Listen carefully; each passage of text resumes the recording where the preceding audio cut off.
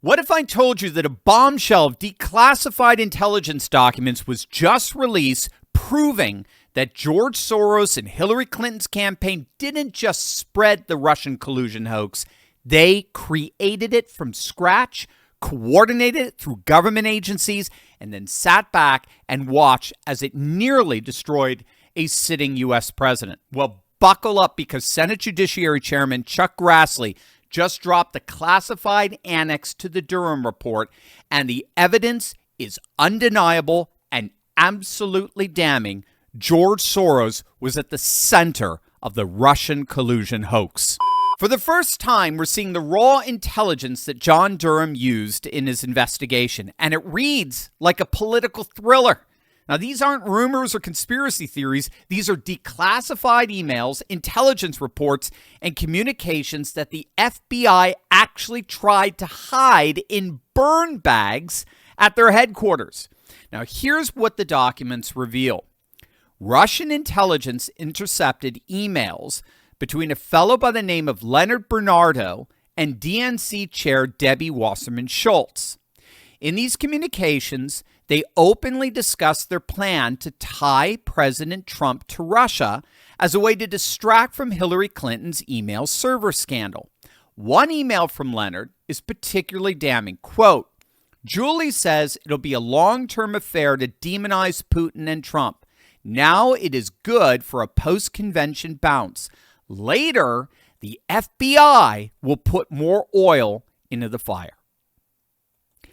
So who is this guy, Leonard Bernardo, that has connections with the FBI? Well, he just so happens to be the senior vice president of George Soros's Open Society Foundations.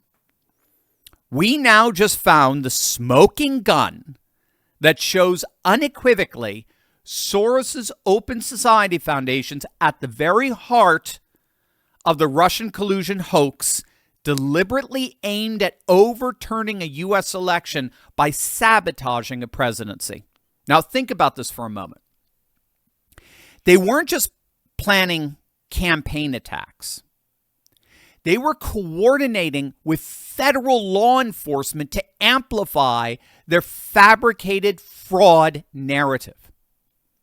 The senior vice president of Soros's organization was part and parcel to a federal law enforcement ring that deliberately sought to bring down a duly elected president. But here's where it gets even more sinister.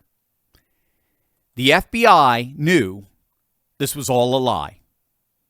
They knew this was all fake. CIA Director John Brennan personally briefed President Obama about the Clinton campaign's plan to tie Trump to Russia. They had credible intelligence that this was completely manufactured disinformation. It was all fraud. It was all fabrication. But what did they do? What did Obama and his inner ring do? They embraced it. The document dropped by Tulsi Gabbard clearly reveals that officials in the Obama administration deliberately built on, manufactured, and fabricated more intelligence, setting the stage for an unprecedented political hit job on President Trump, which was nothing less than a years-long coup going all the way to the top with Obama and with the intelligence community itself being weaponized for partisan purposes. They lied to FISA courts to spy on Carter Page. They sent undercover agents to infiltrate the Trump campaign. And they launched a multi-year investigation that paralyzed an entire presidency. So the obvious question in all of this is, why does George Soros do this? What drives a billionaire to consistently, ruthlessly, and systematically seek to undermine American democracy? Well, when all is said and done, in a sort of twisted logic, Soros actually believes he's saving democracy by undermining it. It all goes back to the year 1993. That's the year the billionaire financier self-published a paper where he outlined his vision for what he called a, quote, new world order. Now, for Soros, the New World Order was a globalist liberal international order where institutions like the IMF, the WTO, and the World Bank, along with the elites in DC, Brussels, and Davos, basically govern the world.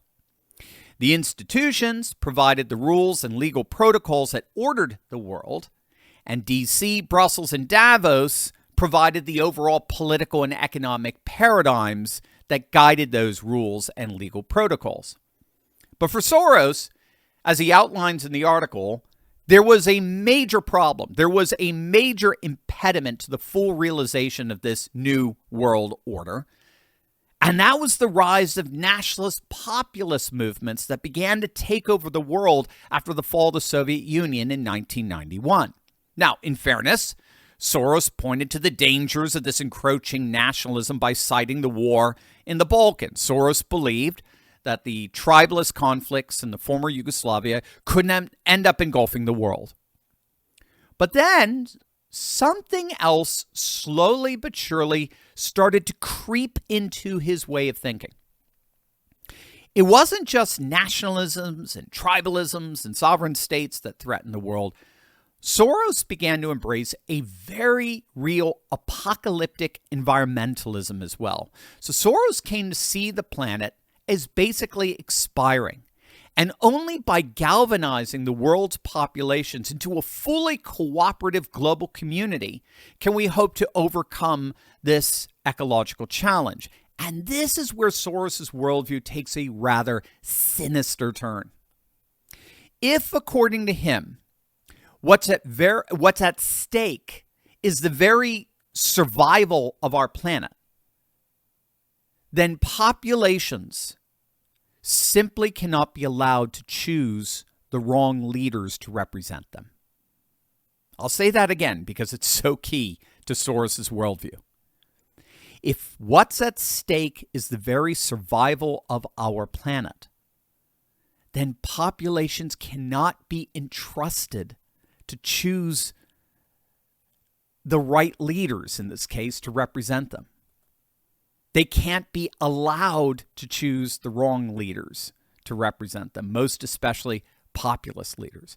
If they do, then Soros galvanizes his web of billion-dollar NGOs that in turn actively interfere into the politics of sovereign nations across the planet, precisely to overturn and undo the democratically expressed will of the voters. Soros, when all is said and done, can claim he's a Democrat until he's blue in the face. In reality, he's doing everything he possibly can to orchestrate world events irrespective of voter will and intention.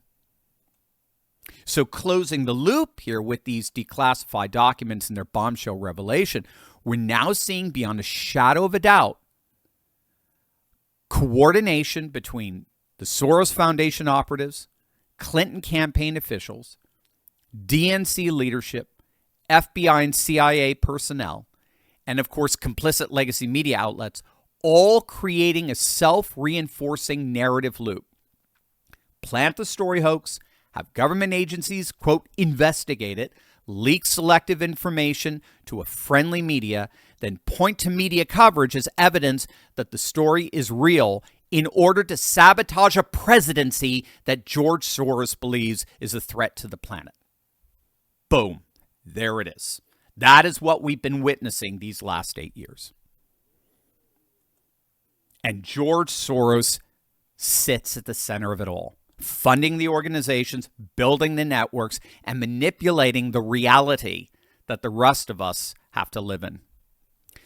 The declassified Durham Annex proves that what many of us suspected, but really, frankly, couldn't prove with ironclad evidence, that the Russian collusion hoax was a coordinated attack on American democracy orchestrated by foreign billionaires and executed by our own government agencies.